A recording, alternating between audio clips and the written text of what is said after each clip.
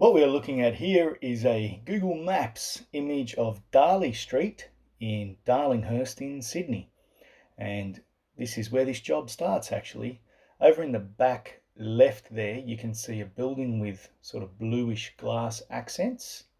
And that's where this job took place. I'll point to it in a minute. There it is, that one. And this is just your typical concrete jungle in Sydney. There's that building again where the job took place. This is sort of slightly off the beaten track within suburbia, but minutes from the CBD, minutes walk from the CBD. And we pan around and we're seeing some older, more historic buildings here. And we've actually got some original laneway there from the 1800s. And what I really wanted to show you is what was directly behind me here. But of course, Google's being a little uncooperative. There we have it, the big iron gates. Number 2, Darley Street.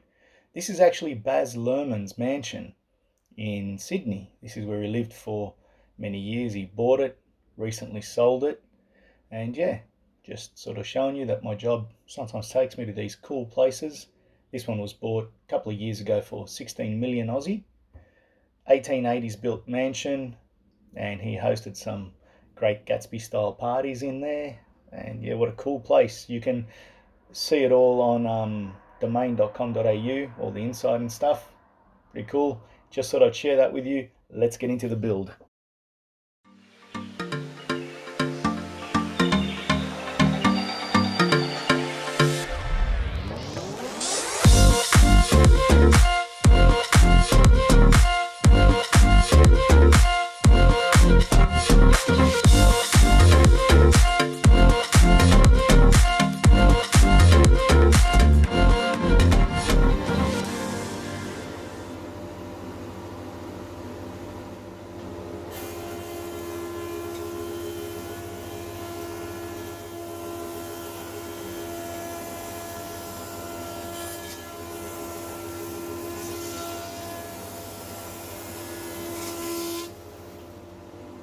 G'day, and welcome to a disturbance in the time-space continuum. You see, this video was done about 2 years ago, this job. It was a referral job to build a guy a new set of legs for his table. His table originally had glass legs and they had cracked when he tried to move it. So I was commissioned with making a open style design wooden table leg to carry a 120 kilo extendable glass top. So quite a lot of engineering had to go into this. The legs had no stretches in between them, nothing to give them diagonal support. Everything relies on these 4 miter joints, and they had to be incredibly strong. The legs had to be wide enough to stop the table rocking, and they had to be able to accept the metal threads that attach the top frame to the legs. So they were threaded inserts, M6 threaded inserts. I say a lot. But yeah, what has happened right with this video is I walked in one day several years ago, 2 years ago, turned my computer on and there was just a big no entry sign. The hard drive had pooped itself. Hey, I found the light changes and the settings on the camera when I look this way. Kind of looks like I'm being interviewed and I'm talking to another camera. But I've got to do this because that's just awkward. Noisy car driving past. So yeah, I lost everything and all I've got is about 6 minutes of rough footage of me doing some of the joints. That's really all I could show you. So I really apologize for the Pulp Fiction style of this video. It doesn't end anywhere. It sort of starts in the middle of the build. It's the best I could do.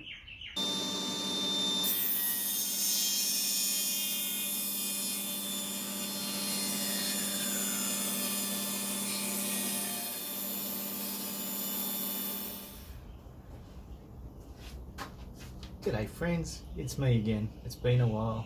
Some of you have missed me, some of you are glad. Anyway, what we have here is a table leg frame. It's 200 millimeters wide, 70 millimeters thick here, and 55 millimeters thick there. It's recycled Oregon, and to add a little more visual interest, we wanted to make the legs thicker than the top. We still needed the top quite thick and chunky because we've got a 100 kilo glass top on this. So they've got to be fairly strong. And these miter joints got to be super strong. So they have 4 110mm 12mm dominoes in them. They're really well reinforced and glued together with 2-pack West Systems. Now, getting these miters to sit perfectly right and straight and not skewing off on each other like this and so on is really difficult. So not having a gap along there is one thing, but also not having a gap along the length. And when you close this end up, not having the other end up open up on you is also really difficult. One key is keeping clamping calls and getting your angle right. But the other thing is how you cut those miters. So nothing fancy for me. I'm using my drop saw over there, set to an angle. Now this angle here is actually 51.5 degrees, and it exceeds the capacity, the bevel capacity on the miter saw. So I'm cutting this miter here with a block on that end, lifting it up off the deck to increase this angle. It also exceeds the depth of cut that my saw blade's able to achieve, so I've got to finish that by hand. So here it is, I'm just test fitting it now, dry fitting it, and you can see that the joint is closed over here, but it's slightly open over there. Now I'm not going to change the angle of my miter saw, I'm going to leave it as is. I'm just going to shim the other end up slightly till I get this to close up perfectly, and let's see what that looks like now. So here's that piece again now at the miter saw, the miter that I've already cut down at that end, and you can see I've got a couple of little number 20 biscuits here, lifting this end up, which is going to increase that angle and close that miter up just slightly. And if that's not enough, I'll put in some slightly larger shims. If it's too much, I'll put in some slightly thinner. That allows you to not mess with the angle on your saw head, which is a lot harder to adjust than this over here.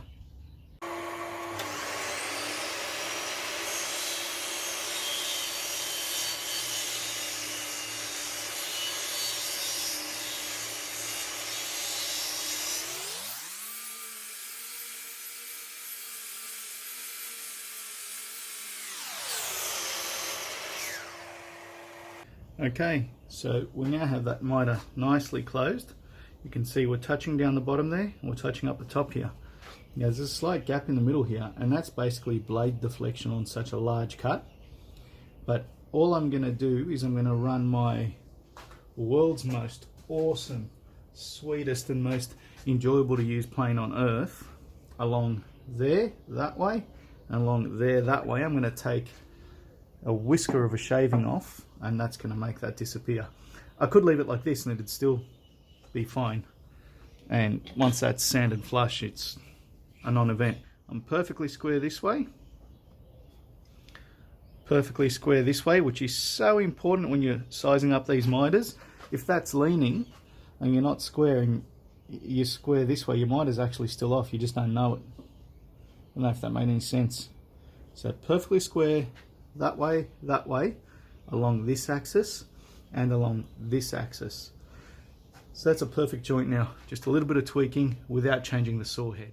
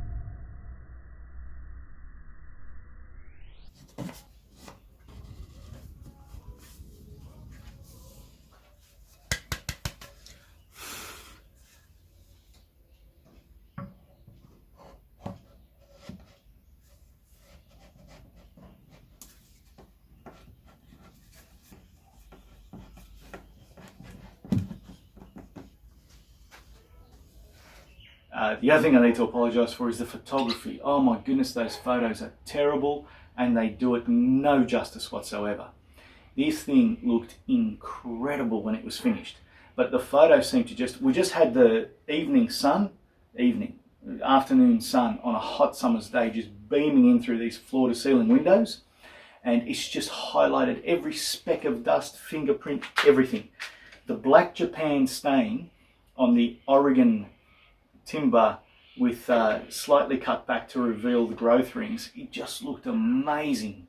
Absolutely amazing. I can't credit this thing enough for how good it looked, but sadly this is all I can show you of it. And enjoy.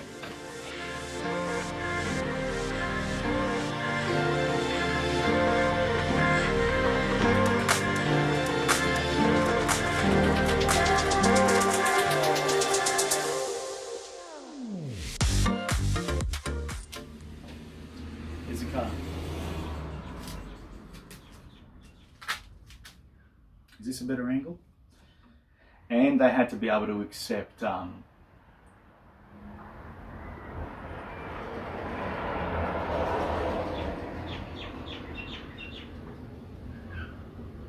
with it. So yeah, please excuse the cockatoos. Don't worry, my firearms license has been approved.